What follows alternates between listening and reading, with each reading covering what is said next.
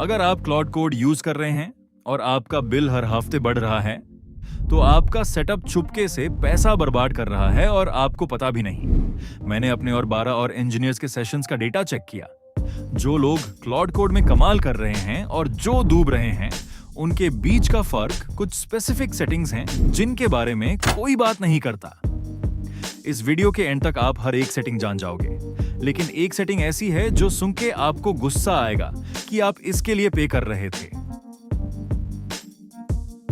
सबसे पहले उस फाइल की बात करते हैं जो क्लॉड लोड करता है आपका एक भी कैरेक्टर टाइप करने से पहले, आपकी claude.md।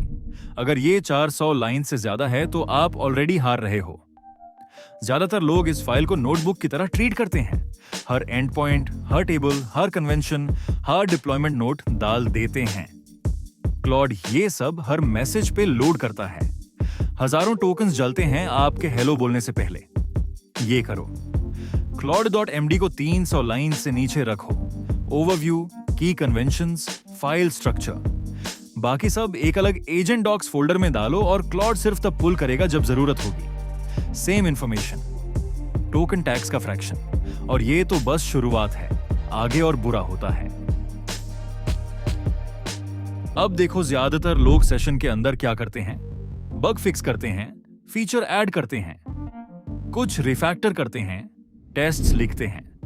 5 टास्क्स डीप और क्लॉड पूरी हिस्ट्री को एंकर की तरह घसीट रहा है। कॉन्टेक्स्ट 85% पे, रिस्पॉन्सेस स्लो हो जाते हैं, क्वालिटी गिरती है। इसके जगह ये करो, हर कंप्लीटेड टास्क के बाद /clear रन करो। फ्रेश कॉन्टेक्स्ट, अगर कुछ काम रखना है तो /compact रन करो। ये कॉन्वर्सेशन को समराइज करता है और स्पेस फ्री करता है। मेरा कॉन्टेक्स्ट कभी 30% से ऊपर नहीं जाता। और अगर ये सरप्राइजिंग है तो रुको और देखो तुम्हारे टोकन्स एक्चुअली कहां जा रहे हैं। ये वो टिप है जिसको सुन के इंजीनियर्स के मुंह से आन निकालती है जब मैथ देखते हैं। ज्यादातर लोग ओपस हर चीज के लिए चलाते हैं। ओपस कॉम्प्लेक्स आर्किटेक्चर कॉल्स के लिए एक्स्ट्राऑर्डिनरी है, लेकिन ये सोनेट से पर टोकन लगभग 5 गुना महंगा भी है। तो जब आप इसे नोड वर्जन चेक करने के लिए यूज करते हो, आप पैसा जाला रहे हो। ये सिस्टम है। क्विक लुकअप्स और simple edits, Haiku, regular coding, features, bug fixes, Sonnet 90% real काम हैंडल करता है। कॉम्प्लेक्स आर्किटेक्चर और मल्टीफाइल रिफैक्टर्स, तब ओपस अपनी प्राइस टैग अर्न करता है। 3 टियर्स टास्क के हिसाब से, और सेविंग्स छोटी नहीं है। ये हर सेशन कंपाउंड होती है। अगला टिप है कि आप टास्क कैसे स्टार्ट करते हो। एमेचर मूव है कुछ ऐसा टाइप करना जैसे बिल्ड में अ लॉगिन पेज और प्रे करो। क्लॉड 500 लाइंस जनरेट करता है।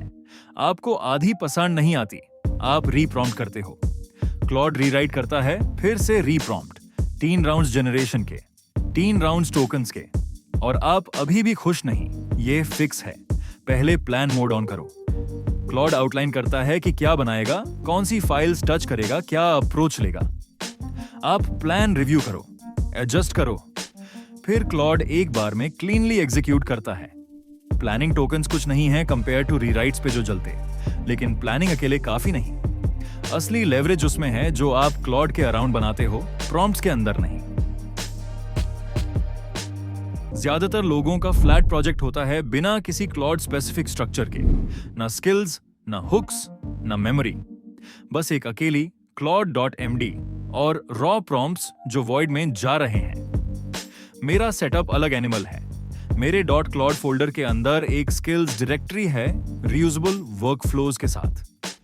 एक हुक्स डायरेक्टरी है जो हर टूल कॉल पे ऑटोमेशन रन करती है। एक मेमोरी डायरेक्टरी है जो सेशंस के अक्रॉस परसिस्ट करती है। एक एजेंट्स डायरेक्टरी है स्पेशलाइज्ड सब एजेंट्स के साथ। क्लॉड सिर्फ मेरे प्रॉम्प्ट्स का जवाब नहीं दे रहा, ये उस सिस्टम के अंदर ऑपरेट कर रहा है जो मैंने उसके अराउंड बनाया है, और उस सिस्टम से ही सबसे ज्यादा स्पीड आती है। लेकिन एक ग्रेट सिस्टम के साथ भी एक सेटिंग है जो हर एक रिक्वेस्ट पे चुपके से टोकन्स वेस्ट करती है। डिफॉल्ट में क्लॉड हर रिक्वेस्ट पे मैक्सिमम थिंकिंग यूज करता है, तब भी जब आप पूछो कि नोड का कौन सा वर्जन इंस्टॉल्ड है। ये एक्सटेंडेड थिंकिंग टोकन्स हैं जो एक लाइन के जवाब पे जल रहे हैं। फिक्स में 10 सेकंड लगते हैं। /effort लो क्विक लुकअप्स और सिंपल क्वेश्चंस के लिए। डिफॉल्ट रेगुलर कोडिंग के लिए। स्लैश एफर्ट हाई सिर्फ तब जब आपको सच में डीप रीजनिंग चाहिए। मैं अपने 40% मैसेजेस पे लो एफर्ट यूज करता हूं। और जब आप थिंकिंग कैप कर देते हो तब आपको कुछ अनकंफर्टेबल नजर आता है कि बाकी बजट कहां जा रहा है, जो हमें उस टिप पे लाता है जो आपको गुस्सा दिलाएगा। ठीक है, जो मैंने अभी तक दिखाया वो सब इजी स्टफ था। ये वो पार्ट है जो आपका दिमाग हिला देगा। ज्यादातर क्लाउड कोड यूजर्स को पता ही नहीं होता कि वो कितना स्पेंड कर रहे हैं जब तक बिल नहीं आ जाता। जब मैंने स्टेटस लाइन ऑन की और एक्चुअली देखा, मुझे पता चला कि मेरा 25% कॉन्टेक्स्ट मेरा कोड नहीं था और मेरे प्रॉम्प्ट्स भी नहीं थे। ये साइलेंट रिट्राइज और टूल आउटपुट था जो मैंने कभी मांगा ही नहीं। आप उस काम के लिए पे कर रहे हो जो आपने देखा भी नहीं। फिक्स बस विजिबल बनाना है।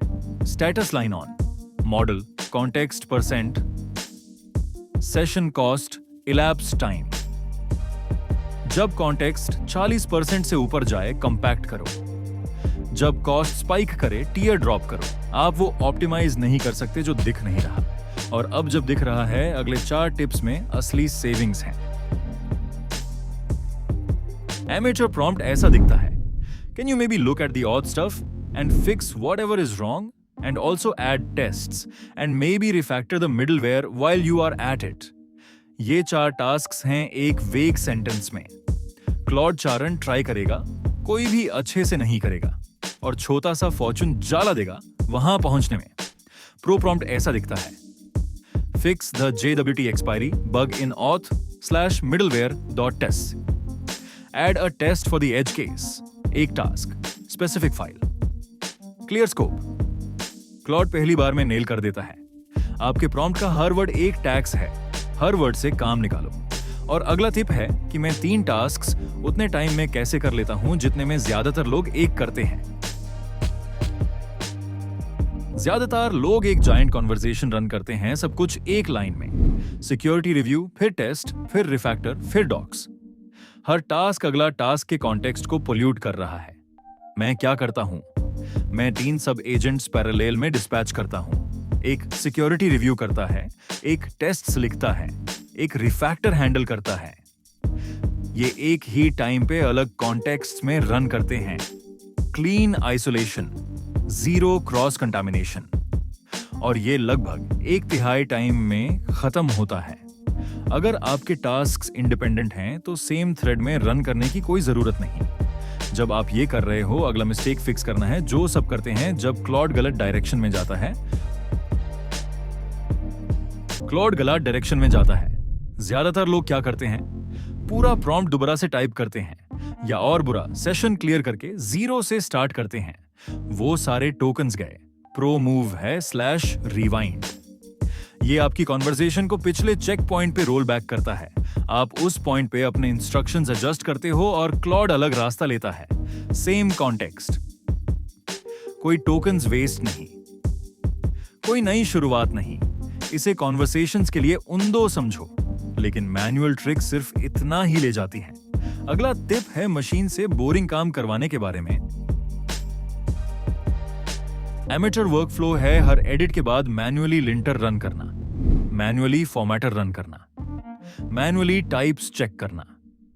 हर मैनुअल रन एक राउंड ट्रिप है टोकन्स का जो आप पे कर रहे हो। मेरा सेटअप पोस्ट टूलियस हुक्स यूज करता है। हर बार क्लॉड फाइल एडिट करता है, फॉर्मेटर ऑटोमेटिकली रन होता है। हर बार क्लॉड कोड लिखता है, लिंटर उस वक्त चेक करता है। कोई एक्स्ट्रा प्रॉम्प्ट्स नहीं, कोई वेस्टेड राउंड ट्रिप्स नहीं। ऑटोमेशन एक ही सेशन में अपना पैसा वसूल कर लेती है। और जब हुक्स चल रहे हैं, एक आखिरी फाइल है जो सब कुछ जोड़ती है। वो फाइल है जिसे लगभग कोई एडिट नहीं करता। ज्यादातर लोग कभी अपनी सेटिंग्स .json को टच नहीं करते। सब कुछ डिफॉल्ट्स पे चलाते हैं। Auto memory on. Background tasks margins में टोकन्स जला रहे हैं। प्रॉम्प्ट कचिंग कभी कभी डिसेबल्ड, मतलब रिपीटेड कॉन्टेक्स्ट हर मैसेज पे दोबारा प्रोसेस होता है। यह मेरी कॉन्फ़िग है। Prompt catching on. सिर्फ ये एक स्विच रिपीटेड कॉन्टेक्स्ट पे टोकन यूसेज 30% तक काट सकता है। ऑटो मेमोरी ऑफ, क्योंकि मैं मेमोरी एक्सप्लिसिटली मैनेज करता हूं। मैक्स आउटपुट टोकन्स कैप्ड, ताकि क्लॉड 2000 लाइन के रिस्पॉन्सेस जनरेट करना बैंड करे जब मुझे 50 चाहिए। परमिशंस लॉक डाउन ताकि मैं दिन में 10 बार सेम टूल अप्रूव ना करूं। 3-4 ट्यून्ड सेटिंग्स मुझे हर दिन हजारों टोकन्स बचाती हैं और ये 12 हो गए। 12 सेटिंग्स, लगभग 3 गुना कम कॉस्ट, हर बार बेटर आउटपुट।